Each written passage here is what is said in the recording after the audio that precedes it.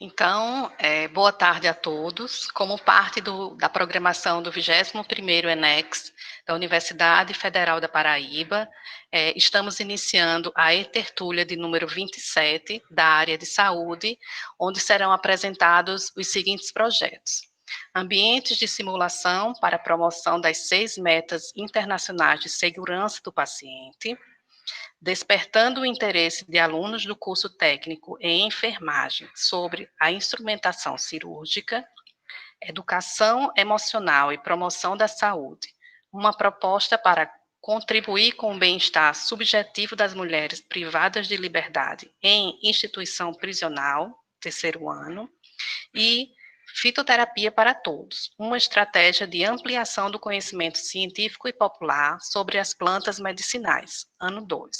Gostaria de cumprimentar os avaliadores, professor Dailton Alencar e professor Pierre Normando.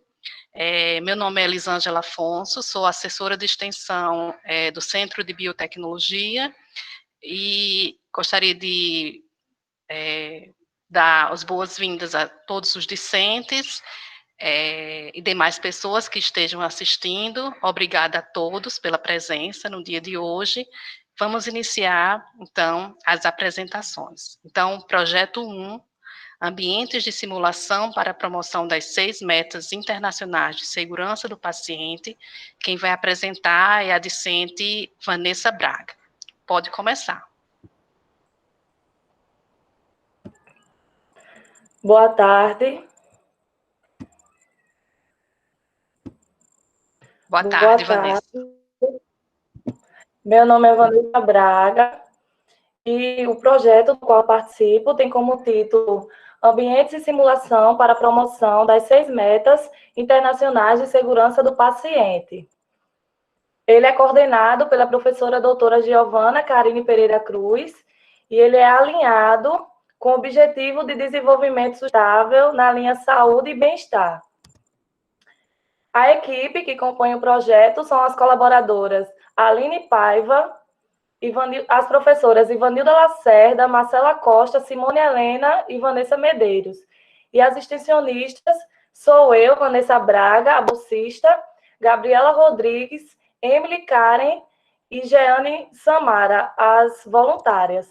O objetivo geral do projeto, a princípio, era desenvolver cenários de simulação realística com base nessas 6 metas internacionais de segurança do paciente da OMS, que são essas que estão no quadro ao lado na apresentação. Identificar corretamente o paciente, melhorar a comunicação entre profissionais de saúde, melhorar a segurança na prescrição, no uso e na administração de medicamentos, cirurgia segura, higienização das mãos e reduzir o risco de quedas e lesão por pressão.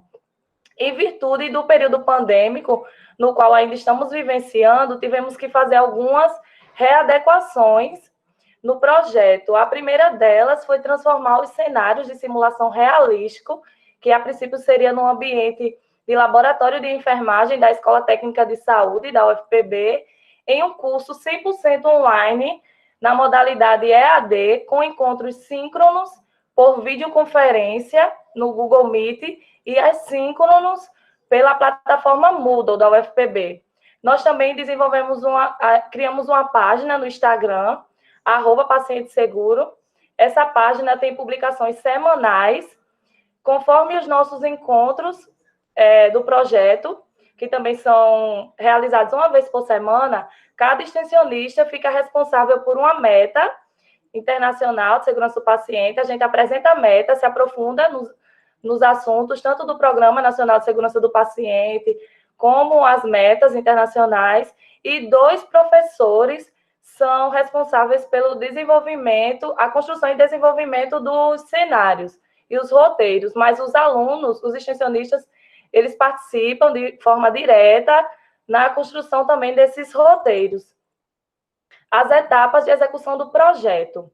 Primeiramente, é impossível falar de qualidade em assistência à saúde e não falar de segurança do paciente, porque é um assunto transversal a todas as disciplinas da área da saúde. E porque ele é interprofissional, porque em todos os aspectos da área profissional, das áreas de formações, entre os profissionais, as classes, e entre eles, é muito importante abordar o assunto de segurança do paciente. É indispensável. E essa é a nossa logo, GT Paciente Seguro, criada especialmente para o nosso projeto. Essas duas imagens são da nossa página do Instagram. Atualmente, a gente tem 22 publicações, 147 seguidores, e o público-alvo da nossa página do Instagram é a comunidade externa e interna ao UFPB, profissionais de saúde, estudantes e professores da área da saúde e interessados na temática segurança do paciente. Essa imagem que vocês estão vendo, acredito que vocês estão vendo, é da primeira reunião com os extensionistas e com os professores para o desenvolvimento dos roteiros e a discussão da temática segurança do paciente e das simulações realísticas. E esses são os títulos dos roteiros desenvolvidos por nós. Inclusive, os professores que fazem parte do nosso projeto são professores de fundamentos de enfermagem. Eles têm livre acesso para o trabalho com os nossos roteiros, para utilizarem os nossos roteiros, né, essa metodologia ativa que nós incluímos no nosso ensino para estudarmos. E essa imagem que vocês estão vendo é da primeira aula síncrona do nosso curso, pela videoconferência Meet, do Google Meet. O público-alvo do nosso curso são os alunos do curso técnico da Escola Técnica de Saúde da UFPB. Atualmente, o curso iniciou na primeira semana de outubro, e atualmente nós estamos no 6º módulo. Tem um total de 10 módulos. A carga horária do curso são 40 horas. A modalidade que como eu disse anteriormente, é EAD. Tem 49 alunos inscritos no total. E os resultados alcançados do nosso projeto foi a promoção de boas práticas em saúde, com foco nas 6 metas internacionais de segurança do paciente, a elaboração de roteiros de cenários de simulação realística, que servirão de apoio e execução aos ambientes de simulação, a divulgação do projeto de extensão através de uma mídia digital, que é a nossa página do Instagram, a elaboração de relatórios sobre as atividades desenvolvidas pelos extensionistas, e um resultado esperado do nosso projeto, é a elaboração de um manuscrito, né, de um artigo em formato de relato de experiência para submissão em periódico científico. E quais foram os impactos sociais do nosso projeto? O nosso projeto contribuiu muito com o pensamento crítico, reflexivo dos discentes, a partir do momento que a gente se aprofundou mais na temática das 6 metas de segurança do paciente, tanto o pensamento crítico dos discentes como da sociedade. Com a nossa página do Instagram, a gente pôde também ver isso. O retorno que a gente teve na página do Instagram possibilitou que a gente conseguisse ver como a gente pode contribuir na sociedade. E, inclusive, nesse período pandêmico, foi muito importante a 5ª Meta Internacional de Segurança do Paciente, que fala de higienização das mãos. A gente usou a página do Instagram para divulgar a importância da higienização das mãos, o porquê, principalmente nesse período de pandemia, para evitar a propagação do vírus, né, do coronavírus. E essas imagens são as extensionistas que compõem o nosso projeto. E diante dos resultados apresentados anteriormente, ficou claro a importância do nosso projeto, principalmente para nós extensionistas, né? Esse projeto, ele nos ajudou a confirmar, junto aos achados literários, né, que nós estudamos durante as nossas reuniões, a importância da temática segurança do paciente. E, assim, nós, como futuras profissionais da área da saúde, vamos poder devolver um dia para a sociedade todo o nosso conhecimento científico e prático, né? Também com a construção dos roteiros, uma melhor qualidade de assistência à saúde. Essas são as nossas referências e essa é a nossa logo. Obrigada a todos. Obrigada, Vanessa. Quer dizer mais alguma coisa? Não, só isso mesmo. Então, eu passo a palavra agora para os avaliadores. Professor Dailton. Então, boa tarde. Inicialmente, eu gostaria de parabenizar as extensionistas e a orientadora e coordenadora, né? Acho que a extensão ela permite que a gente possa, né, colocar os nossos estudantes em cenários, né, de diálogo com a sociedade, que eu acho que é o objetivo maior da extensão, e fazer disso uma ressignificação, né, da própria formação, e isso é muito importante. Vanessa, parabéns pela apresentação. Eu gostaria só de fazer uma pergunta, né? Eu tinha entendido que você falou em interdisciplinaridade e intersetorialidade. Quais são os cursos envolvidos? Todas as estudantes são do mesmo curso aí, Vanessa? No caso, a princípio, o projeto era só para os estudantes do curso técnico em enfermagem da Escola Técnica de Saúde. Porém, em virtude da pandemia, com a possibilidade de fazer um curso à distância, a gente ampliou para todos os estudantes dos cursos técnicos da Escola Técnica. Aí tem de cuidador de idoso. Tá, mas esse grupo que você apresentou aí são todos do curso técnico de enfermagem, é isso que eu entendi? Ok. Obrigado, Vanessa. Parabéns aí ao grupo, eu acho que é importante. Os objetivos do desenvolvimento sustentável, não só esses específicos da saúde, né, essas regras internacionais, elas são muito importantes, né, e é importante que a gente dialogue e garanta aos pacientes, né, como a gente sabe que mais de 75% das doenças, né, principalmente a nível hospitalar, na alta complexidade, ela tem a ver com o simples ato de higienização das mãos, de higienizar ou não as mãos. Então, eu acho muito relevante a temática de vocês e o propósito de vocês. Muito obrigado. Obrigada, professor Dailton, pelas suas considerações. Professor Pierre, por favor. Boa tarde, Vanessa e demais componentes da apresentação do grupo. Eu acredito que vocês não estão me vendo, né? A gente está eu estou com uma dificuldade aqui na minha câmera, por isso não está, talvez tenha sido o provedor que eu estou utilizando que não está configurado para a câmera. E como não quis fazer o teste com outro provedor, então vamos manter como está, tá? Peço desculpas.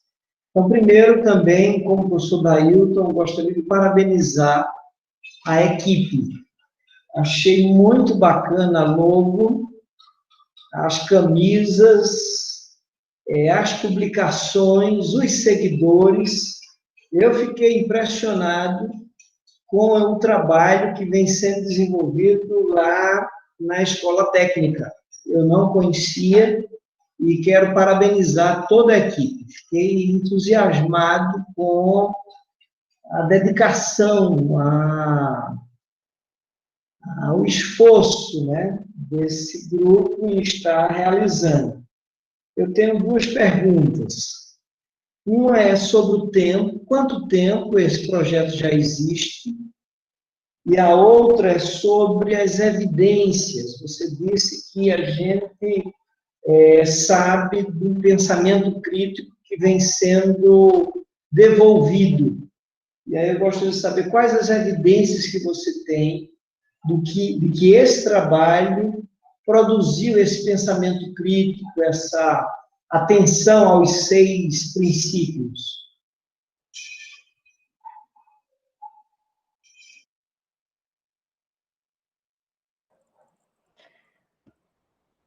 Está me ouvindo? O projeto, ele é recente, a gente iniciou o projeto em julho, e a professora Giovana pode me ajudar respondendo a outra pergunta.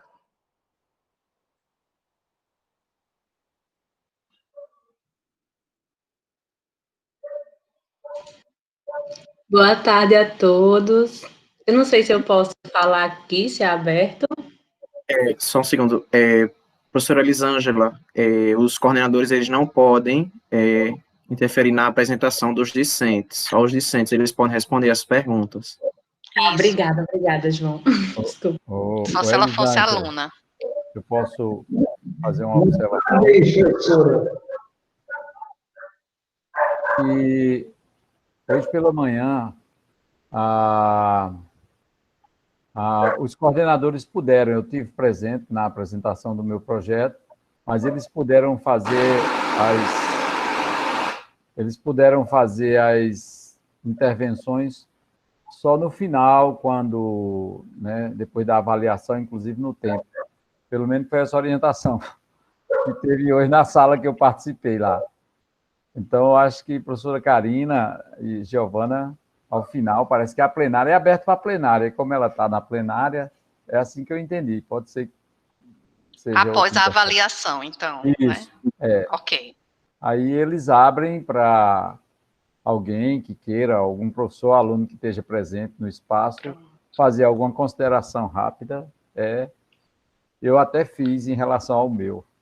Pronto, mas por enquanto que a gente está avaliando, aí a professora Giovana fala depois, no final, tá bom? Vanessa, quer complementar alguma coisa? Pode repetir a segunda pergunta? Posso sim, Vanessa. É sobre as evidências. Você disse que o público-alvo tem dado retorno do pensamento crítico que tem sido contemplado como um dos objetivos do projeto.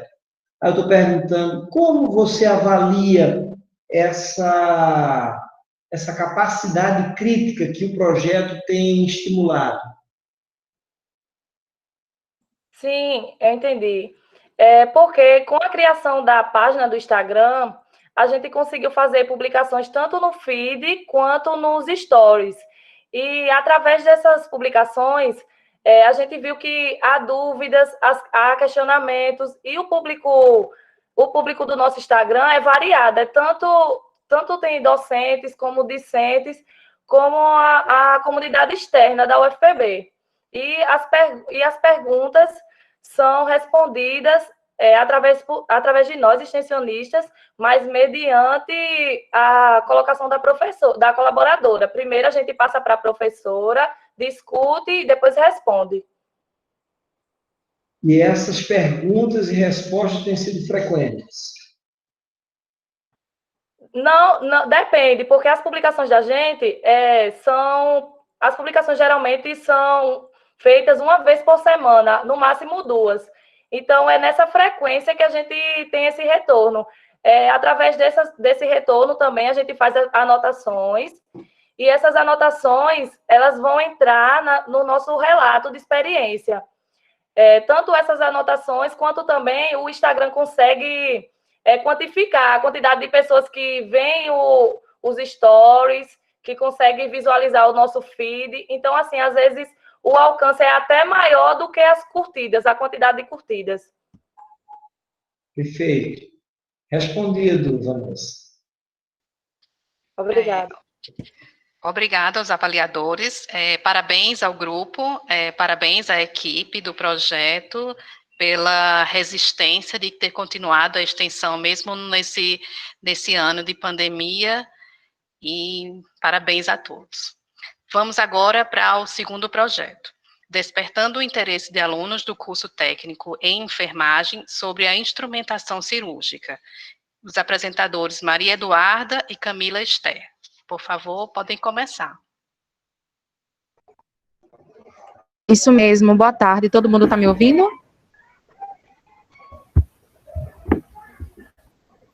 Estão me ouvindo direitinho? Sim, sim. Estamos sim. Certo, eu só vou apresentar aqui rapidinho, tá certo? Estamos. Vou me apresentar. Então, boa tarde, né? Meu nome é Maria Eduarda, certo? Eu sou aluna do curso técnico de enfermagem da Escola Técnica de Saúde da UFPB. Eu estou no 4º período e eu sou bolsista do projeto de extensão intitulado Despertando o Interesse de Alunos do curso técnico em enfermagem sobre a instrumentação cirúrgica. E o projeto de extensão, ele é coordenado pela professora doutora Fernanda Maria Chianca e pela professora mestre Anne Caroline Cândido de Araújo. Dá para ver minha tela? Ainda não, Duda. Tá bom. É porque o computador é um pouquinho lento.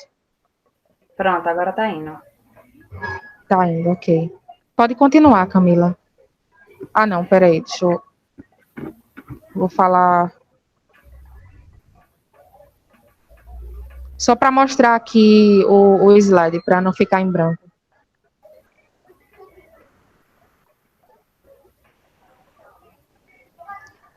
Deu para ver? Falta abrir o slide, amiga. A gente tá vendo só a tela. Tá bom. E aí?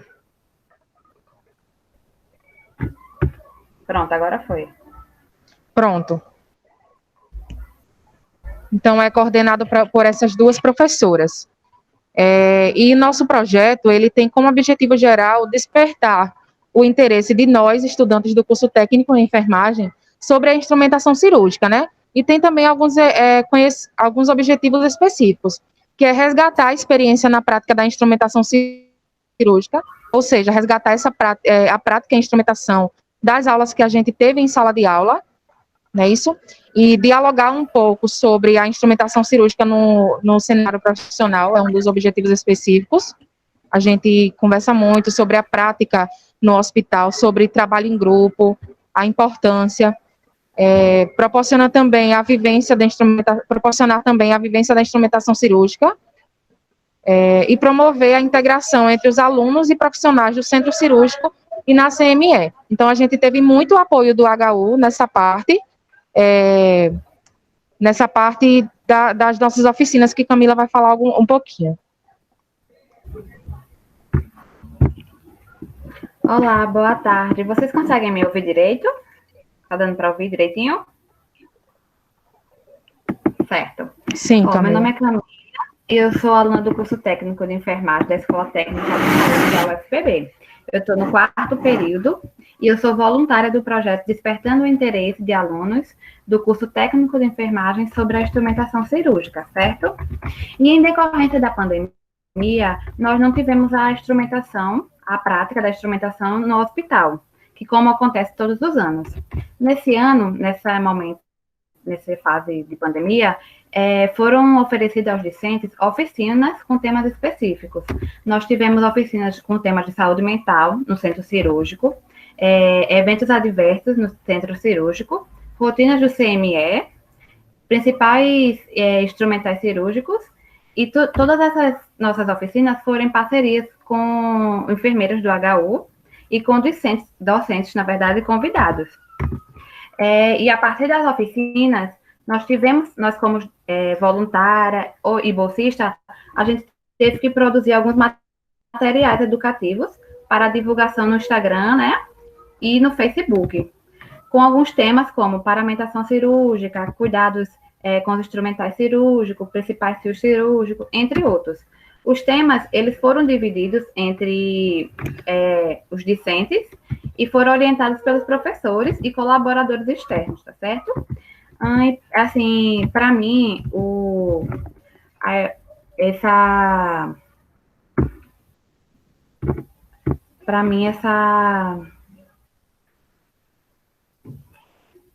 essa oportunidade de participar desse projeto trouxe uma grande contribuição na minha vida acadêmica e profissional também. essa é uma área muito relevante e que eu já me interessava desde sempre, né? Trouxe um elo maior ainda com a universidade e com os profissionais de saúde, porque a gente, nas nossas reuniões, com as enfermeiras do HU, elas compartilhavam com a gente, né, as suas rotinas, e nós aprendíamos cada vez mais com elas. E aqui, nesse slide, está um dos materiais. Aqui foram 2 materiais que foram produzidos de acordo com as oficinas que a gente teve. Um deles foi sobre paramentação cirúrgica e o outro foi sobre cuidados com os instrumentais cirúrgicos que já foram postados na nossa rede social, né, o Instagram e o Facebook. E nós tivemos uma grande contribuição dos profissionais do HU, do Hospital Universitário, né? Essas daqui foi dois folders de 2 webconferências, 2 oficinas que a gente teve com os profissionais do HU, né? Esse primeiro aqui foi com Isaura e com Guedjane, que são enfermeiras lá do CME do HU, e essa segunda aqui foi uma convidada da UFRN, que também contribuiu para o nosso projeto. Então, já que a gente não teve essa prática no hospital universitário, a gente teve essa produção desses materiais para serem postados. E eu acho muito relevante esse projeto, trouxe uma grande contribuição para a minha vida acadêmica e profissional também. É uma grande oportunidade para mim participar como bolsista, né, vai acrescentar muito no meu currículo. E eu sempre gostei dessa área e foi uma grande oportunidade de ter participado. E pronto, os materiais e as oficinas. Eu acho que é só isso. Foi só isso mesmo. Isso. Então, obrigada à equipe que apresentou. E vamos passar a palavra para os avaliadores. Professor Dailton, por favor. Oi, meninas. Parabéns pelo trabalho. Acho que a extensão, como a professora Elisângela falou, eu acho que foi um desafio enorme para todos nós, né, nesse período, nesse ano singular, atípico. E, assim, acho que a extensão traz sempre contribuições muito relevantes para a nossa formação, né? Eu sou um extensionista desde 1993. Então, eu tenho um bocado de estrada. E foi quem sempre deu significado. Meu doutorado, inclusive, foi exatamente sobre isso, né? O papel da extensão, orientada pela educação popular em saúde. Mas, Eduarda e Camila, parabéns, né, pelo trabalho. A professora Chianca e a outra professora que eu não consegui anotar o nome, mas, inicialmente, eu gostaria de parabenizar. Fico muito feliz de ver a gente tentando superar num ano tão singular. Eu tirei algumas considerações muito mais que não tiram o mérito, né, nem julga. Aqui o avaliador não é um julgador, nós somos facilitadores, eu entendo. Então, eu acho que a extensão, na UFPB, ela tem uma referência nacional. Onde nós chegarmos que falar de extensão da UFPB é o nosso cartão de apresentação. A UFPB sempre foi muito forte. A prova disso é que no próprio PROEXT, que é um edital nacional da extensão, nós ficamos durante 4 anos, né, capitaneando o maior número de propostas conquistadas e sempre foi muito importante. Infelizmente, né, por um equívoco de política ou falta dela para a educação universitária, esse edital foi retirado já no governo Temer e piorado agora no governo Bolsonaro. Dito isso, eu queria só fazer uma pergunta e fazer um destaque, né? Assim, acho que o trabalho de vocês é muito importante, mas o público específico, volta a dizer, não tira o mérito da importância do trabalho. É para dialogar exatamente e contribuir para a formação dos seus pares, né? Então, acho que eu vi aí no final alguma coisa de uma fonoaudióloga também. Então, a interdisciplinaridade é uma é uma coisa muito importante da nossa formação. A gente conversa muito entre a gente, a universidade, aí eu já posso dizer que eu estou em idade de me aposentar e não me aposentei. Agora, disse que depois dos 60 a gente pode dizer um monte de coisa. Então, eu vou dizer uma coisa, a universidade deixa a gente muito dentro dessas caixinhas trancadas, né? Às vezes a gente não dialoga nem com a turma vizinha do mesmo curso, imagina, né? Então, é muito importante, e aí fica uma sugestão para vocês, no futuro, ampliarem realmente esse diálogo com outras áreas, porque essa área da instrumentação, ela envolve um monte de, né, e no espaço hospitalar, um monte de outras profissões, e o trabalho de vocês é tão relevante que precisaria dialogar com outras pessoas, né, de outras disciplinas e, quiçá, de outras áreas até, né? E uma outra coisa, eu acho que é isso. Parabenizar vocês, dizer que continuem, porque a extensão realmente contribui. Sim, aí a outra coisa que eu tinha anotado é que também, aí não daria, no caso de vocês, mas é muito importante que a gente pense em formas também de dialogar com a comunidade, porque a gente dialoga muito para dentro da nossa formação, às vezes entre nós, como eu falei, e é muito interessante quando a extensão, não é o caso de vocês, nem é permitido, porque é uma coisa bastante específica, mas de dialogar com o outro que paga o meu salário e o assento de vocês nessa universidade, que é a comunidade, a sociedade de fora dos nossos muros. Só isso, parabéns mais uma vez a todas. Obrigada, professor Dailton.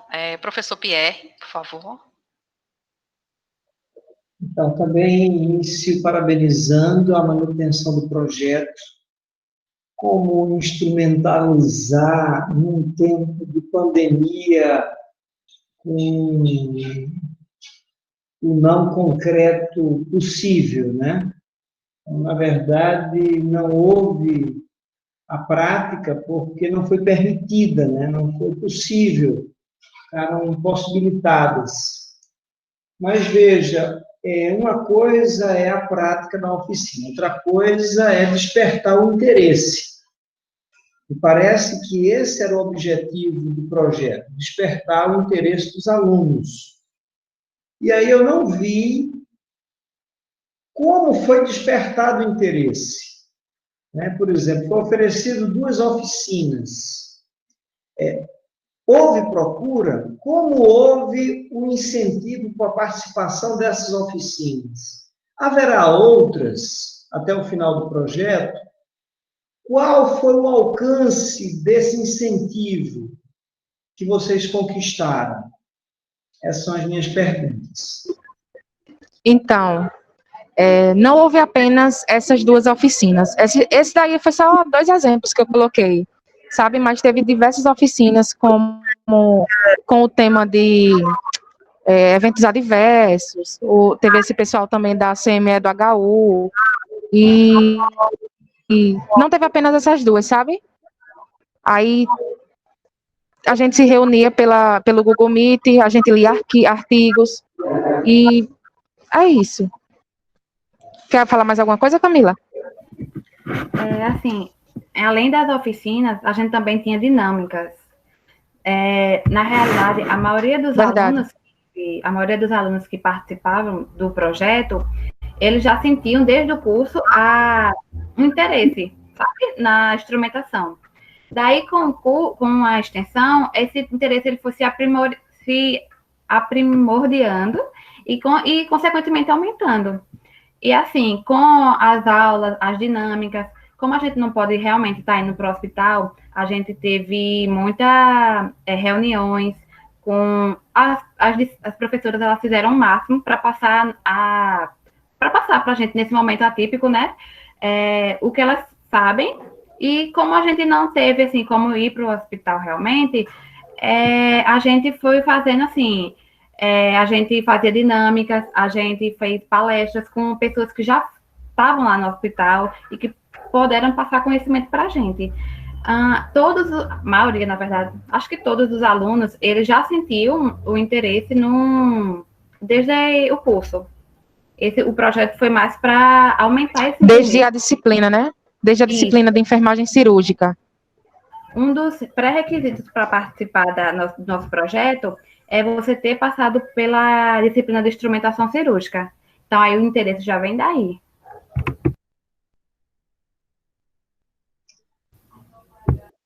Muito bem. Mas lembre-se de colocar isso enquanto dados. A gente é muito avaliado também pelo quantitativo. Então, se teve mais do que 2 oficinas, ponha quantas oficinas aconteceram. Quantos alunos se inscreveram, quantas reuniões. Isso tudo é importante para quem está, não só para quem está avaliando, mas para a própria visibilidade do projeto, para que isso seja visível, seja notório. Então, cuidado quando forem fazer o relatório para botar esses dados todos tornados visíveis, tá? Mas parabéns a ambas. Obrigada, professor Pierre. Parabéns ao projeto, parabéns pelo projeto, parabéns à equipe e vamos seguir. Então, o próximo projeto a se apresentar é Educação Emocional e Promoção da Saúde, uma proposta para contribuir com o bem-estar subjetivo das mulheres privadas de liberdade em instituição prisional, 3º ano. Quem vai apresentar é Itamara Francisco e Carla Giovana. Por favor, pode começar. Olá, boa tarde. Meu nome é Carla Giovana, eu sou voluntária do projeto e que está vinculada à escola técnica também e é coordenado pela professora Betânia. O nosso projeto, ele tem como título, e o título já revela o nosso público-alvo também, né, que é Educação Emocional e Promoção de Saúde, uma proposta para promover o bem-estar subjetivo das mulheres que são privadas de liberdade em instituição prisional. Então, ao fitar, né, está já no 3º ano, e no início, né, ao fitar essa população, essas mulheres dentro do cárcere, e nas visitas também ao cárcere, nós notamos que existiam fragilidades profundas que eram visíveis, né? Seja a questão da vulnerabilidade social, da questão estrutural do cárcere feminino, das questões sociais. Contudo, o projeto ele fez uma observação que ia para além, né? Sobre a presença de uma questão existencial, né? A questão de uma fragilização emocional. Então, nas nossas ações, buscávamos promover, tínhamos o objetivo de promover um cuidado integral. Então, para promover um cuidado integral, era preciso olhar todas as dimensões da pessoa humana, a saber, as dimensões biopsicossocioespirituais.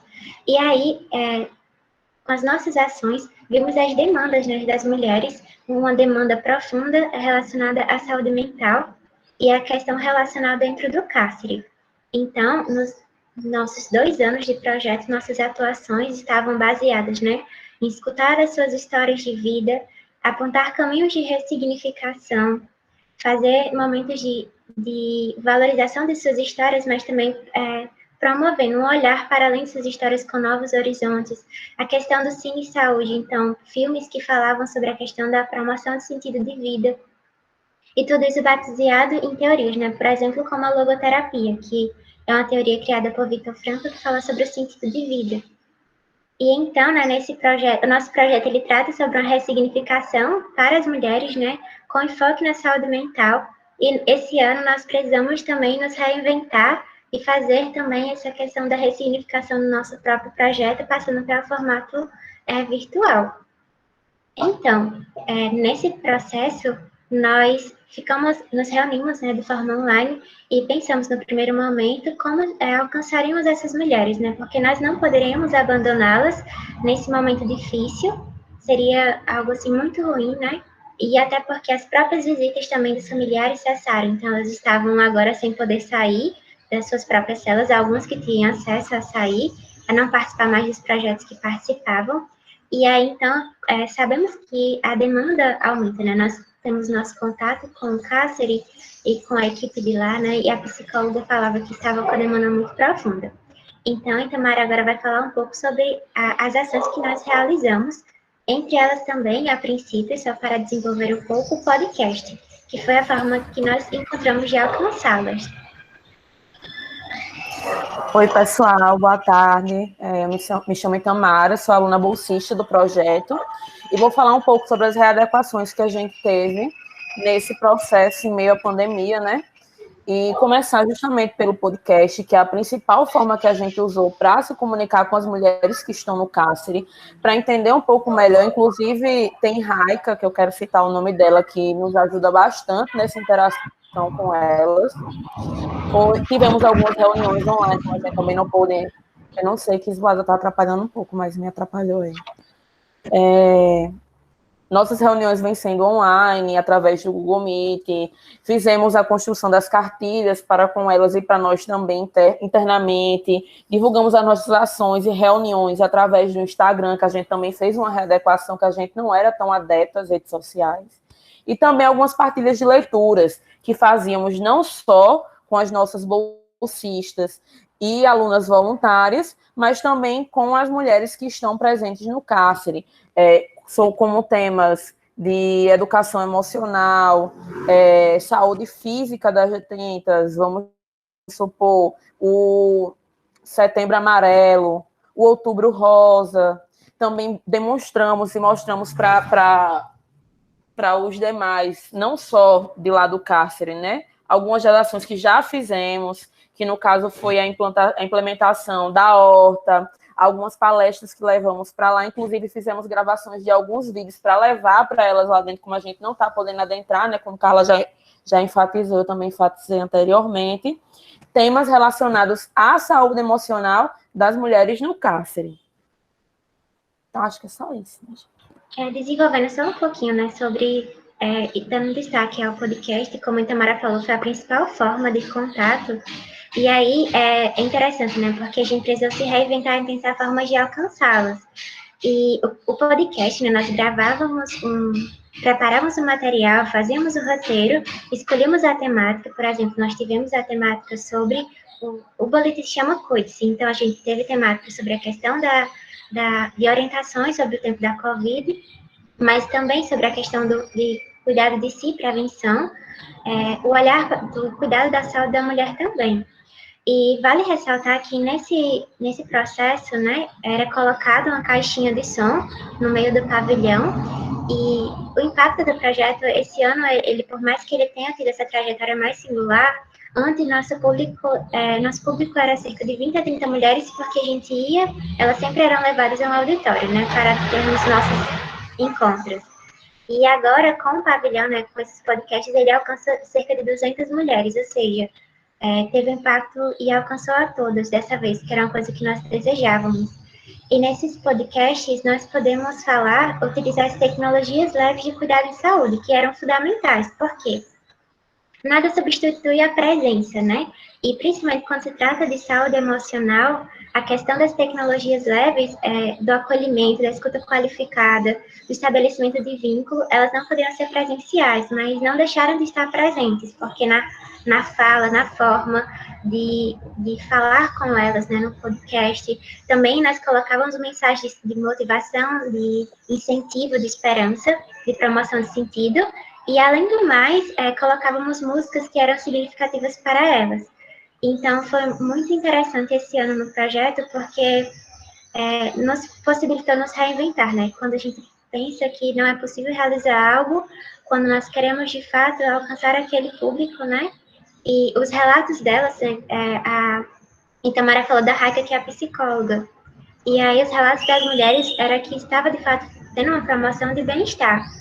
E eu compreendo, assim, a universidade para nós, né, Itamara, como um ninho, como uma árvore, né, que nosso local, eu sou aluna de terapia ocupacional, Itamara é de técnica de enfermagem, e aí cada local, ele tem como ninho que é que nos vai nos preparando, né, a tríade do ensino, da pesquisa e da extensão.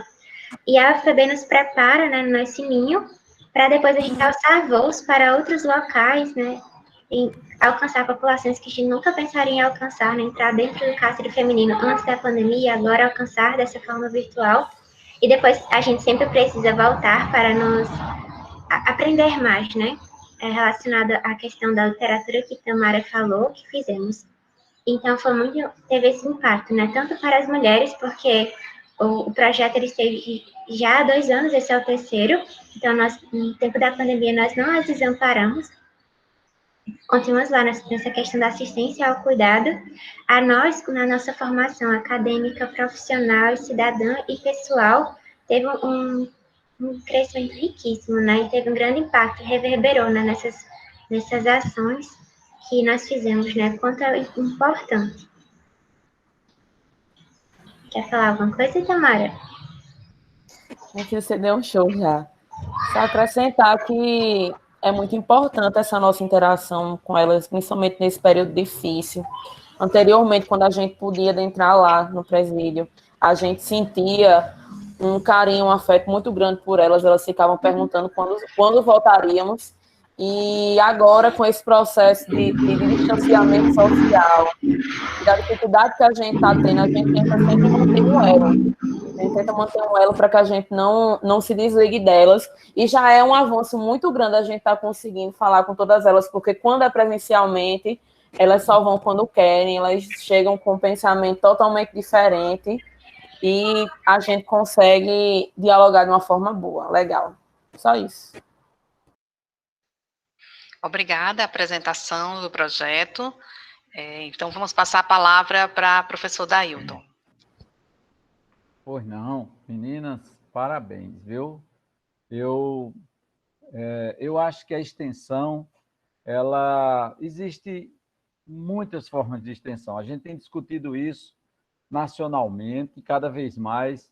Eu nunca esqueci, numa das primeiras vezes que nós fomos apresentar o nosso projeto, que é um projeto bem antigo, esse que eu falo de 1993, ele ainda hoje está por aí rolando os dados, inclusive agora dentro do nosso programa, quando um membro de uma banca avaliadora na UFMG, na apresentação num CBEU, que é o Congresso Brasileiro de Extensão, um médico, ele fez um questionamento que eu nunca mais esqueci, né? E eu faço sempre isso para todos os espaços que eu vou, porque era pertinente o que ele colocava. O nome do nosso projeto era Fisioterapia na Comunidade. E aí ele falou, que bacana esse projeto de vocês. Pena que aí, junto com... ele falando isso para minha aluna, eu estava na plateia, a aluna estava apresentando lá na UFMG. Ele disse, pena que ao seu lado não tem alguém, né, o ator principal, que é a própria comunidade apresentando. E eu fiquei pensando nisso a vida toda, isso foi logo no início, né? Já faz mais de 30 anos, e de lá para cá eu nunca esqueci isso. E em todas as nossas experiências a gente tem tentado envolver. Nós fomos a um congresso nacional o Encontro Nacional de Educação Popular em Saúde, na UFRJ, e nós levamos o vigilante, nós levamos uma prostituta, nós levamos um artista popular, nós levamos um ambientalista popular, nós levamos um artesão para apresentarem junto com nossas alunas. É claro que, no é o caso do público de vocês, eu não estou falando isso especificamente em relação à experiência de vocês, mas desde já eu gostaria de dizer que é muito importante, sabe? As extensões, elas precisam pensar de quem está lá fora pagando o nosso salário, pagando para cada um de vocês estarem numa universidade pública. A gente está cada vez mais ter essa preocupação de se comunicar e de dialogar com a comunidade. Quiçá colocá-los, porque é possível, eles também como atores principais, quem sabe até na apresentação, não é o caso dessa situação muito específica, mas desde essa época que eu fiquei pensando muito nisso, e foi uma experiência muito interessante, porque um vigilante lá da Pedra Branca aqui, né, uma comunidade lá do Cristo, apresentando, e ele era muito interessante, falando do jeito dele, junto com uma aluna de serviço social na apresentação desse evento. Então, dito isso, eu queria dizer que os grupos ainda... o nosso país já é muito desigual, mas os grupos ainda mais excluídos, porque nós já temos muito excluídos. Agora é que aumentou o número, principalmente. Né? O fosso da desigualdade, ele aprofundou mais ainda, mas é importante que a gente tenha um olhar para esses grupos do qual aí eu parabenizo muito vocês pela sensibilidade. Nós fizemos um trabalho lá no Júlia Maranhão também, com arte, cultura e saúde, e só fomos interrompidos porque no período começou a ficar tenso lá, mas passamos mais de um ano fazendo arte, cultura e saúde dentro do Júlia Maranhão. É um espaço que ela chama uma autora, o nome dela chega já aqui no meu juízo, a idade está fugindo, ela chama de deserdades sociais, as pessoas privadas de liberdade. E as mulheres, mais ainda, são um público ainda mais vulnerável, né? Porque num país machista, misógino, um país em que a violência contra a mulher, apesar de todos os avanços que a sociedade tem, continua ainda muito forte, né? E a gente precisa. Então, o trabalho de vocês assim está de parabéns. Eu tenho rapidinho, para não me estender, algumas questões, né? Assim, primeiro saber como foi construída a pactuação, né? E de onde saiu essa intenção de trabalhar com esse público tão específico. Eu digo assim tão específico porque, como os moradores de rua, a população negra, a população indígena, as mulheres privadas de liberdade, né? Ou o sujeito privado de liberdade, ele é um sujeito muito esquecido, né? Pelos serviços, enfim, pelas políticas públicas. E apesar delas estarem muito bonitas no papel, eu queria saber de vocês, fiquei com essa curiosidade. Segundo, também, teve uma hora que vocês falaram de biopsicossocial e espiritual. Como é essa questão do contexto espiritual, como é que ele é utilizado dentro do desenvolvimento da proposta de vocês? Qual é o parâmetro que vocês utilizaram para inserir, que não é nenhum problema, diga-se de passagem, né? Tem um americano chamado Vitor Vicente Vala, um americano pesquisador duro, veio fazer um trabalho na Fiocruz, do Rio de Janeiro, e ele era muito preconceituoso contra... quando se falava em religião, em ciência, ele era muito preconceituoso. E quando ele conheceu, e quem conhece já viu, a realidade social das comunidades do Rio de Janeiro, ele ficou estupefato, né? Com a quantidade de pessoas excluídas e vivendo em condições, né, subhumanas nas comunidades periféricas do Rio de Janeiro. E ele queria saber, e as pessoas muito felizes nessas comunidades, ele queria saber o que era que levava a essa resiliência. Ele conversava, né, porque o Instituto Manguinhos é ali, cercado de comunidades no Rio de Janeiro, e ele resolveu fazer um estudo e viu a importância de pequenas igrejas finíssimas, pentecostais, que era uma das igrejas que ele tinha mais preconceito, e na pesquisa, e aí ele fez uma pesquisa sistemática e ele descobriu que dava sentido as pessoas se encontrarem, era o alento que elas tinham para tanta violência, tanta miséria, tanta exclusão. Eu acho que é isso. E se tem mais outros cursos envolvidos ou outras nessa atividade de vocês? Bem, sobre a primeira pergunta. O projeto ele surge, né, quando a professora Betânia tem contato com outro projeto que está atuando no Cáceres, mas esse outro projeto é mais focado para a questão de ações de saúde, que tem um olhar mais para as questões físicas e tudo mais. Então, a professora Betânia, ela tem um olhar sobre as histórias de vida dessas mulheres e ela compreende ali que há um fator que ele poderia ser contemplado de forma mais profunda, que era a dimensão exatamente emocional, né? Então, nas nossas ações, as mulheres, elas apresentavam uma questão de uma demanda emocional muito grande, seja sobre as inter-relações, mas especialmente sobre a questão da grande presença, né, do suicídio, da ideação suicida, da depressão e ansiedade no cárcere. Inclusive, no cárcere, eu não sei se o senhor, quando esteve lá no cárcere, o senhor conheceu, né, a cela da saúde, que está preferencialmente mulheres com uma fragilidade emocional muito grande. Então, a partir desse olhar singular da professora Betânia, foi enxergado que a gente precisava também adentrar nessas questões mais profundas de ser, né? Mais inerentes à questão existencial.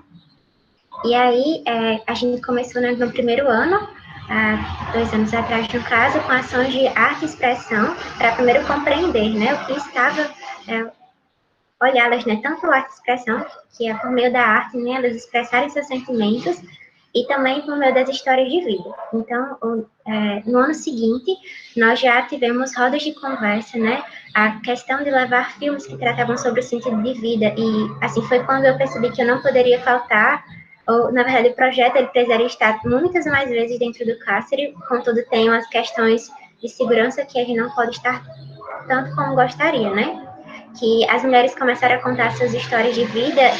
Eu acho que tem um barulhinho agora. Pronto, passou.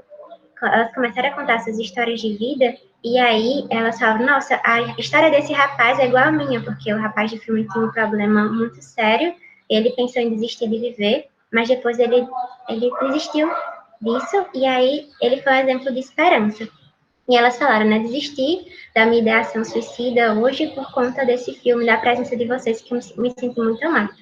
Isso foi uma das pequenas ações. Sobre a questão espiritual, né? Quando antes o Conselho de Saúde, ele era mais a questão da saúde e doença, né? E aí, depois disso, muda-se o Conselho de Saúde, né? Que é um bem-estar biopsicossocial-espiritual. E essa questão espiritual é a questão de onde está o ser humano, a questão existencial do ser, que pode contemplar a religiosidade ou não, mas também não podemos negá-la, porque é algo que dá sentido à vida, né, que as outras dimensões não conseguem. Então, nas nossas ações, a gente buscava sempre, né, amparada pela teoria da logoterapia, que ele trata sobre isso, né, que fala que as pessoas focam muito nas outras dimensões, mas se esquece dessa dimensão central. E aí, nas nossas ações, nós sempre buscávamos, né, ver as histórias de vidas, ver o que trazia sentido, ou o que antes trouxe sentido e agora não tem mais. E as próprias mulheres, né, em alguns momentos, elas traziam questões particulares da sua vivência religiosa. Então, como nós estávamos lá aberta para, de fato, encontrar com elas, nós encontrávamos com elas por inteiro. Então, não era algo que nós trazíamos, mas dentro dessa questão, como trabalhava sobre o sentido da vida, elas apontavam sobre a importância da espiritualidade, da religiosidade para algumas na vida delas, né, que muitas vezes foi o único sentido, né, elas estão dentro do cárcere, sem a família, sem os amigos, sem diversas redes de apoio, e a única coisa que elas encontravam de liberdade era na questão do sentido de vida, né, na questão espiritual. E sobre a terceira pergunta, do superior nós temos aluno de medicina, um aluno de filosofia e os alunos do técnico. Na Tamara, do técnico, você sabe mais. Obrigada, equipe. Agora vamos passar a palavra para o avaliador, o professor Pierre. Boa tarde, Carla e Tamara. Eu gostaria de agradecer ao professor Dailton. Aprendi muito com o professor, todas as falas dele. É uma aula, então as meninas têm um incentivo para dar seguimento a essas populações, né? E é nessa direção de valorizar o trabalho, que me parece muito consistente, né? Pelo que eu entendi, e aí essa já é uma pergunta, quanto tempo tem esse projeto? Porque você falou em rodas de conversa, falou em horta, e que teve que readaptar. E aí uma outra coisa que me surge é sobre essa perspectiva do bem-estar subjetivo, né? Bem-estar subjetivo. Que parâmetro, e aí de novo a palavra que o professor usou, né? Que parâmetro vocês adotaram para tentar atender? Por exemplo, eu já fiz uma pesquisa com bem-estar subjetivo, a história lá da psicologia da felicidade, e ela oferece algumas escalas, né, para uma espécie meio de recordatório para saber dos sentimentos positivos e negativos durante a semana, durante os dias. E aí vocês falaram que trabalharam com motivação, esperança. Então, que relação vocês estabelecem com esse bem-estar subjetivo? Que parâmetro vocês conseguem avaliar o trabalho para dar alimentação a ele? E aí, mais uma vez, a pergunta do presídio, né? Qual é o presídio?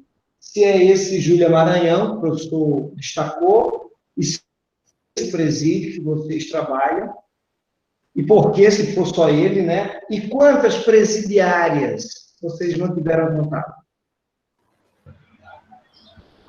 Vai responder, Carla? Pode falar, Tamara. Bom, vou responder uma parte, você responde a outra. Nesse projeto em si, a gente está trabalhando já há 3 anos consecutivos, né? 3 anos com esse.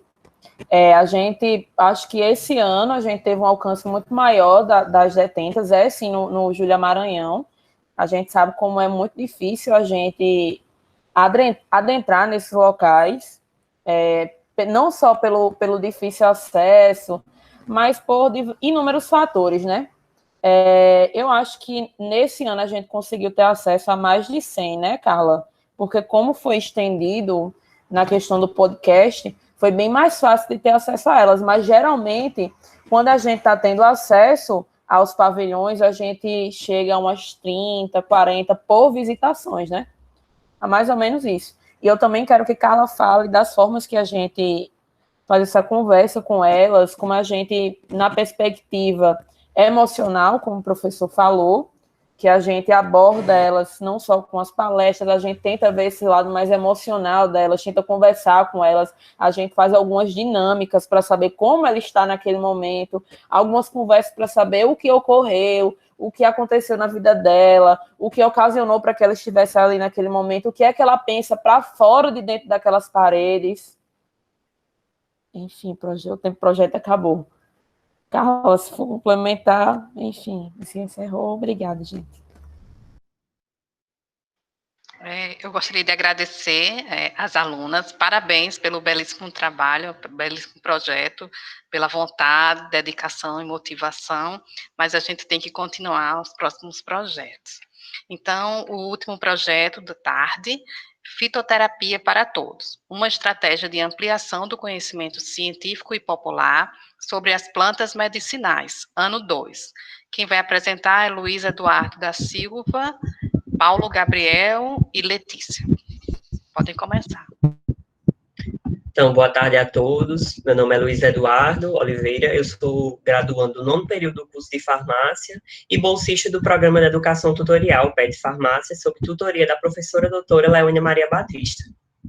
No PET, nós desenvolvemos ações de ensino, pesquisa e extensão, e hoje, junto com os meus colegas Paulo e Letícia, irei apresentar o trabalho intitulado Fitoterapia para Todos, uma estratégia de ampliação do conhecimento científico e popular sobre as plantas medicinais, ano 2, sendo este uma continuação do projeto desenvolvido no ano 2019, e esse projeto é coordenado pela professora doutora Leônia Maria Batista, e tem como colaboradores os professores doutores Climério Avelino de Figueiredo, Maria de Fátima Vanderlei de Souza, Rinaldo Araújo Guerra de Oliveira e o agrônomo Fernando Antônio Cavalcante Viana.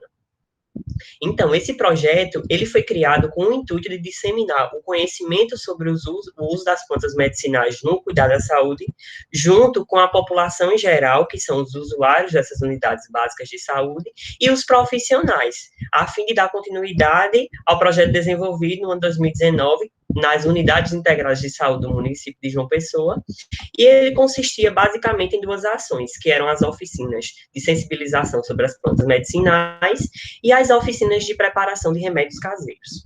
As oficinas de sensibilização, elas tinham o intuito de sensibilizar os usuários e os profissionais de saúde quanto ao uso da fitoterapia na prática terapêutica, e após apresentarmos a ele essas plantas e discorrermos sobre os seus usos no cuidado à saúde, uma representação profissional das equipes multiprofissionais e também da comunidade era convidada a vir até a universidade, onde nós realizávamos a oficina de preparação de remédios caseiros.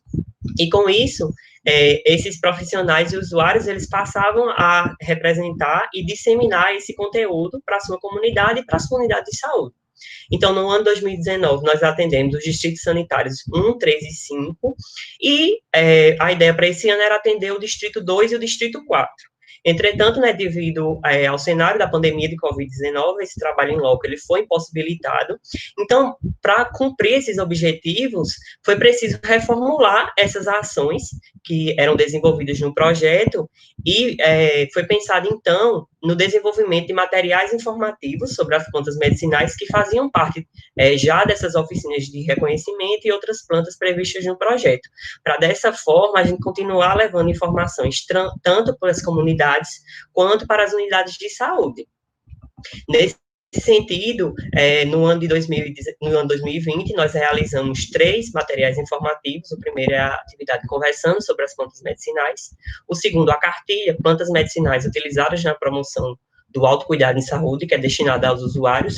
E o terceiro é o guia de prescrição de fitoterápicos para profissionais de saúde, que é direcionado justamente aos profissionais dessa unidade. Eu vou começar apresentando a atividade Conversando Fitoterapia, que ela consiste na elaboração e disponibilização de materiais informativos sobre as plantas medicinais para subsidiar o autocuidado da população na prevenção e no tratamento das doenças. Para desenvolver essa atividade, nós selecionamos 35 plantas medicinais que contemplam o perfil de adoecimento da população de forma geral. E como esse material é elaborado? Então, semanalmente, os extensionistas, eles elaboram um material a partir de uma revisão bibliográfica, e esse material ele é corrigido pela coordenadora e pelos colaboradores do projeto. Em seguida, nós preparamos uma arte, né, para tornar isso mais lúdico e mais interessante para o leitor, e essa arte ela é disponibilizada nas redes sociais, que é o Instagram, principalmente, mas também no Facebook, e no site institucional do Serviço de Informação em Plantas Medicinais e Medicamentos Fitoterápicos, o CIPLAN, que é vinculado ao PET Farmácia.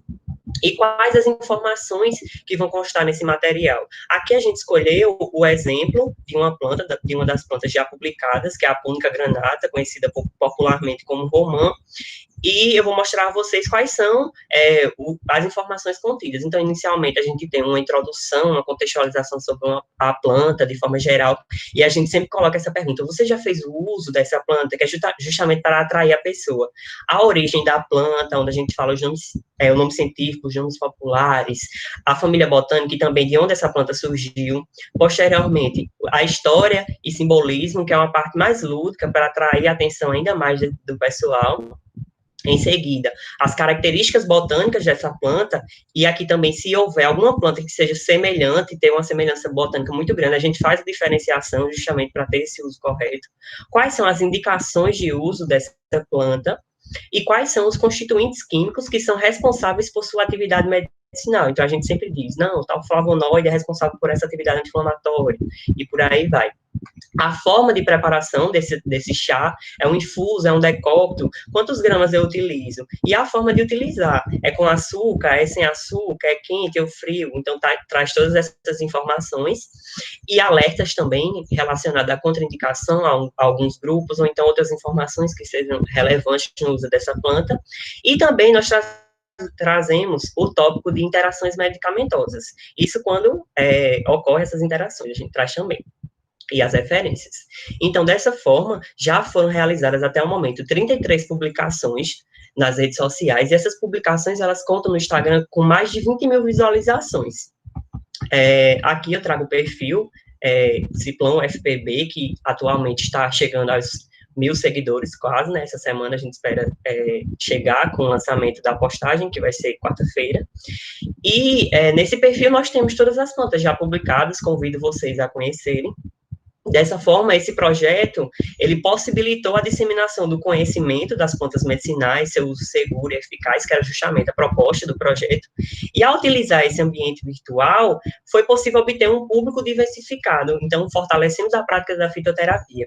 E ao final do projeto, nós vamos lançar um e-book com todas essas publicações. Boa tarde, meu nome é Paulo Gabriel Leandro dos Santos, sou bolsista do programa de Educação Tutorial PET Farmácia, e dando continuidade à fala do meu amigo Eduardo, o segundo trabalho desenvolvido por nosso grupo foi a elaboração da cartilha Plantas Medicinais utilizadas na promoção do autocuidado em saúde. Essa cartilha era destinada aos usuários adscritos das unidades de saúde da família parceiras do nosso projeto, E dessa forma, o autocuidado ele pode ser compreendido como as ações que podem ser executadas pelo indivíduo para cuidar da sua própria saúde e melhorar a sua qualidade de vida. Assim, essa cartilha viria como um instrumento fornecido à população e que poderia ajudá-la na gestão dos seus problemas em saúde que são de fácil manejo. O que é que consta nessa cartilha? Inicialmente, temos, como vocês podem ver, essa capa ilustrada, que desperta o lúdico e atrai a atenção do leitor. Em seguida, tem-se uma apresentação onde estabelecemos uma conversa, explicamos sobre o nosso projeto, seus objetivos e as ações que têm sido desenvolvidas ao longo de sua trajetória. Tem-se também um sumário, onde estão elencadas as plantas de primeira escolha para o tratamento das diversas doenças que acometem os sistemas fisiológicos humanos, seja o respiratório, o digestório, sistema nervoso central, sistema dérmico, sistema geniturinário. E, em seguida, tem-se também a introdução, onde estabelecemos alguns conceitos básicos na fitoterapia, como o que é uma planta medicinal, como diferenciar a sua forma in natura e a sua forma de droga vegetal, como se diferenciam as formas de preparação caseira, o infuso, que é o chá abafado, o decocto, que é o chá cozido. E, em seguida, nós apresentamos as plantas que contém nessa cartilha. Neste exemplo, trazemos a alecrim-pimenta, que é uma planta de primeira escolha para o tratamento de doenças do sistema dérmico, especificamente a sarna e o tratamento de piolhos. O que é que consta sobre essa planta? Consta o seu nome científico, seu nome popular, sua parte utilizada, sua indicação, sua forma de preparação, seu modo de uso, e algumas advertências. Essas são as informações pisadas para essa planta, mas que também estão contidas nas outras plantas que compreendem essa cartilha. Dessa forma, os extensionistas, eles puderam utilizar sua experiência acadêmica na decodificação de informações científicas, aproximando a universidade da sociedade, facilitando também o uso da fitoterapia como uma prática segura, estando também aliado a diretrizes da Política Nacional de Plantas Medicinais e Fitoterápicos, que versam sobre a utilização de estratégias em comunicação para a promoção desta prática. Bem, dando continuidade, meu nome é Letícia, também participo do mesmo projeto que os meninos e sou do curso de farmácia. Eu vou apresentar o Guia de Prescrição de Fitoterápicos para os Profissionais da Saúde. Esse guia ele foi elaborado por nós, extensionistas, e também pela tutora, e ele visa subsidiar a prescrição dos fitoterápicos, que são os medicamentos fitoterápicos e os produtos tradicionais fitoterápicos, promovendo assim o uso racional de plantas medicinais e de fitoterápicos, contribuindo com uma das diretrizes da Política Nacional de Plantas Medicinais e Fitoterápicos.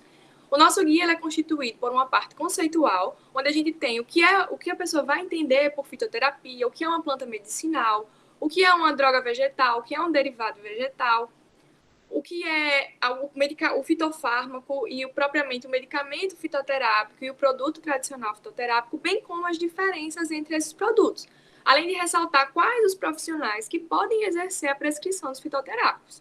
Na segunda parte da nossa cartilha, nós elaboramos 3 quadros compilando as informações sobre esses fitoterápicos. O primeiro quadro é sobre os medicamentos fitoterápicos e nele consta o nome popular da planta, o seu nome científico, a indicação, o derivado vegetal, a parte utilizada da planta, a via de administração e algumas restrições de uso. No segundo quadro, nós temos os produtos tradicionais fitoterápicos, contendo os mesmos tópicos abordados, só que com informações diferentes, como o tópico de medicamentos fitoterápicos. E o terceiro quadro, nós temos os fitoterápicos disponibilizados no SUS, contendo as informações sobre o medicamento, a planta utilizada, seu nome popular e científico, a via de administração, a posologia, algumas interações medicamentosas e algumas restrições de uso. Dessa forma, o nosso projeto... Pronto, finalizo. Pronto. Obrigada, equipe, parabéns. Vamos passar a palavra agora para o professor Dailton. Eita, meninas, parabéns.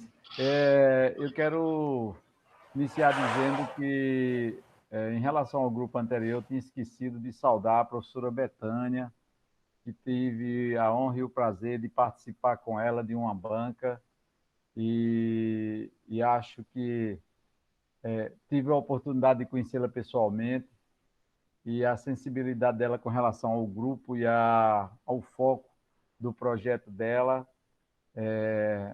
demonstra a sensibilidade que ela tem como educadora em fazer enxergar esses grupos populacionais. Dito isso, com relação a vocês aí, vocês simplesmente estão com o grupo mais forte da fisioterapia aqui da UFPB. Essa turma aí, professora Rinalda, quando a gente fala dela, a gente tem que botar um tapete vermelho, e a professora Rinalda é uma referência para todos nós, nacionalmente, uma guerreira que está vencendo, né, e que deu sentido a vida inteira à educação. Ela e o grupo dela, né, no NEPEF, que continua fazendo um trabalho maravilhoso. Então, eu tinha só rápidas observações para fazer, né? Primeiro, eu acho que eu conheço de perto esse trabalho, dialogou conosco aqui, nós fizemos estou ainda, né? Eu acho que até depois da manhã, coordenador da Coordenação de Educação Popular da Pró-Reitoria de Extensão. E aí nós fizemos ações conjuntas com o grupo do NEPEF, e eu acho que a importância para um país como esse nosso, pela riqueza que nós temos de fitoterápicos, eu já morei na Amazônia, então, e eu acho que ciência é isso, a ciência ela se origina exatamente dos produtos que nós temos, né? E a fitoterapia é hoje uma área extremamente importante, utilizada em vários países com impacto científico comprovado da sua eficácia, né? Cuba tem as suas farmácias vivas em cada um das suas unidades de saúde. O médico tem o fitoterápico preparado e tem o vivo ainda, uma farmáciazinha viva dentro da própria unidade de saúde, o equivalente à nossa unidade de saúde da família, né, lá em Cuba. E aqui também, em João Pessoa, já se inicia algumas iniciativas. Nós começamos no Grotão uma atividade do programa Mais Saúde na Comunidade, quando nós, em parceria com uma zootecnista que fez parte do nosso programa, e hoje está lá coordenando um programa municipal de colocar farmácias vivas, espaços de acolhimento, levando em consideração o respeito à ancestralidade do saber, principalmente das pessoas locais. Então, eu acho isso tudo muito bacana. Vocês estão de parabéns. Eu conheço de perto esse grupo. Eu só vou fazer uma observação que eu acho que faz parte do meu trabalho, que não tira em momento nenhum o mérito da grandeza desse forte grupo, né, da UFPB com a fitoterapia, que é uma referência nacional, né? Inclusive com a descoberta da cura do câncer, né? Como saiu aí, já publicado em revistas internacionais. Quer dizer, da cura do câncer não, de um fitoterápico que virou, né, uma referência, foi motivo até de matéria nacional, né, televisiva. E é só dizer, sabe, Luiz Eduardo e Gabriel e Letícia, que é muito importante o diálogo que a gente faz. Eu acho que a gente da universidade ainda tem uma dificuldade de dialogar com a comunidade, né? A gente fala assim, uma cartilha lúdica, mas tem muita letra na capa. Eu estou falando assim de forma, obviamente, muito simplista. Então, quando a gente vai dialogar mesmo, sentar com o outro que não tem o mesmo saber que o nosso, a gente tem que, né, fazer, inclusive aproveitando para destacar o que as meninas do trabalho anterior trouxeram, né? As tecnologias leves, elas envolvem isso, né? Desde a forma que a gente chega, né, que a gente escuta, que a gente acolhe e que a gente dialoga e respeita o saber do outro. E eu acho que talvez é a única observação. Eu conheço esse material, conheço outros, inclusive da UEPB, a Elisângela com certeza conhece também, que é o Raizeiro, foi produzido lá na UEPB, que para mim também é um compêndio importante da fitoterapia.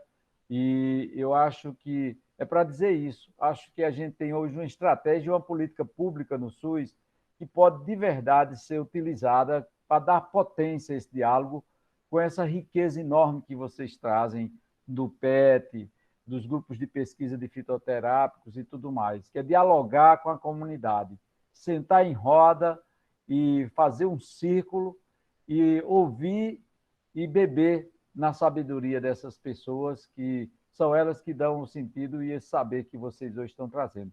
Parabéns a vocês, maravilhoso. Todas as experiências que eu assisti aqui, ganhei à tarde. Obrigada, professor Dailton. Agora passamos a palavra para o professor Pierre. Também ganhei à tarde de conhecer o professor Dailton, que eu não conhecia, a professora que está coordenando, a Elisângela, e todos os apresentadores. Nenhum é da educação física, então essa possibilidade do diálogo aqui foi efetivada, né? Eu acho isso muito bacana. O grupo é muito afiado, né? Tem que privá-los de falar, eles não param de falar, e é um emendando o outro, parece uma cantiga, mas mostra a competência, a qualidade do conhecimento. Eu tenho duas perguntas. Uma é sobre o e-book. Quantas fichas vocês possuem? Eu fiquei interessado nessa publicação de reunir, porque me deu ideia para outras coisas, porque eu trabalho com o lúdico, então essa temática, né, de brincar com informações, eu já desenvolvi projetos com a nutrição e trabalhava jogos em que era possível educar alimentos a partir de determinados brinquedos, né? Eu lembro aqui do boliche, que a gente qualificava os alimentos pelas peças. Então, é uma sugestão de pensarem, já que o lúdico apareceu várias vezes na fala de vocês. Então, essa é uma observação que eu faço. E a segunda pergunta é sobre, na ficha, quantas fichas foi uma, né, para compor o e-book, e se na ficha fala sobre o plantio, porque eu não vi vocês se referirem a isso. Pronto. Boa tarde, novamente. Gostaria inicialmente de agradecer ao professor Dailton pela sua fala e dizer que concordo totalmente. A ideia do projeto era justamente essa. Nas feiras, nós compartilhávamos os conhecimentos e construíamos esse conhecimento de forma conjunta. Também agradeço a fala do professor Pierre, e em relação à sua primeira pergunta, atualmente nós já temos 33 publicações, mas ainda haverão cerca de mais 5 publicações até o final do projeto, e esse e-book ele vai ser lançado via editora UFPB, que agora, no final do ano, geralmente sai um edital de publicações. Aí a publicação ela será feita por lá. Em relação a essa parte do cultivo, realmente a gente não abordou esses assuntos nas artes já feitas, porque ao fazer o levantamento dessas plantas, nós seguimos o formulário de fitoterápicos da farmacopeia brasileira, que ele traz a maioria das preparações extemporâneas, que são preparações de último imediato, né, os chás, e essa parte do cultivo a gente não abordou ainda, mas também estamos produzindo alguns vídeos informativos, em parceria com um dos nossos colaboradores, que é o agrônomo Fernando Viana, e nessa parte a gente aborda, sim, a parte de cultivo, mas nas artes em si, ainda não elencamos esse tópico.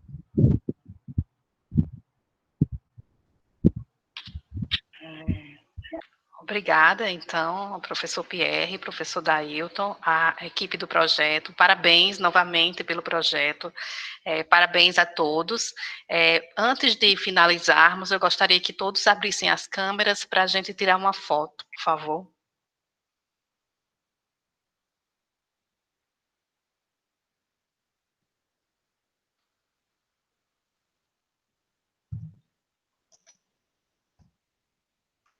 Giovana, Eduarda, Carla, Gabriela, Camila, Vanessa.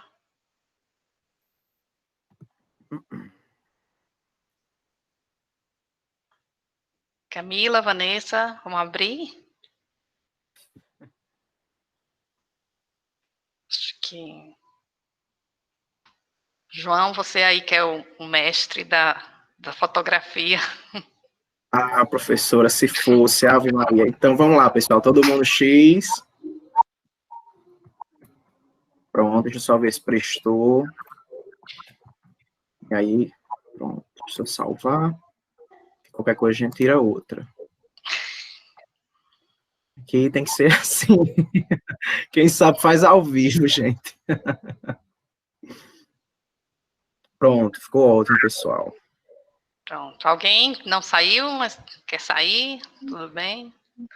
Então, eu gostaria de agradecer a participação de todos os discentes, todos os projetos envolvidos, parabenizar pela resistência na extensão universitária, parabenizar pela continuidade dos projetos, né, muita força, muita resiliência.